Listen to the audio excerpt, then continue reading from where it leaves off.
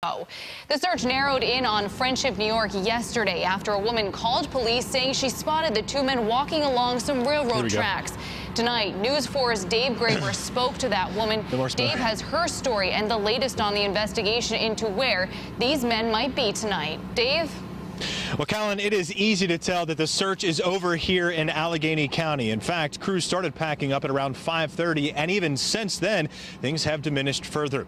But we did manage to talk with the woman whose tip on Saturday afternoon led to that massive manhunt. And she says now, still a little more than 24 hours later, she remains on edge.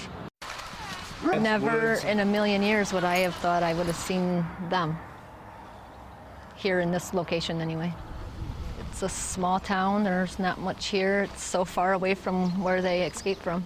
Brandy Thompson was making pottery in a shed in her backyard when her dog Charlie started barking. She poked her head outside and spotted two men who fit the description of escaped inmates and killers, David Sweat and Richard Matt. The slimmer one with the reddish-brown hair was wearing a dark blue hoodie. The other one was wearing a black t-shirt. The problem was they spotted her too. When my dog alerted, they obviously heard. They immediately turned around and was going back down into the other side of the tracks. My heart dropped. I called the dog. I grabbed my cell phone and went towards the house and dialed 911. We're taking a 911 call from County Road 20 in Friendship.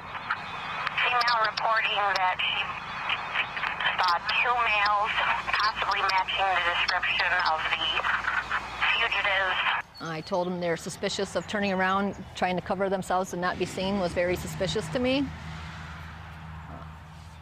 They didn't really get into much else. They immediately started searching. The law enforcement presence was massive in the hours that followed. That includes this morning when several new search teams arrived in Allegheny County. They went through garages and homes and set up checkpoints along the interstate. But by the early evening, that presence had diminished considerably. Brandy remains on edge. Does it make you feel safer, actually? No, no. Why not? Because they didn't find nothing. Who knows if they're still sitting out there waiting for everything to clear out before they move again.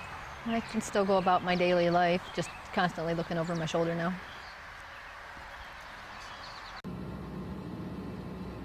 Well, Callan, we confirmed with New York State Police a little after 9 that the search was officially called off here in Allegheny County. That means that schools can go back to their regular schedule. They will go on tomorrow without a hitch, and people like Brandy Thompson, with hope, can get back to their normal lives, albeit perhaps glancing a little more occasionally over their shoulders. Reporting live in Amity, Dave Graber, News 4 at 10.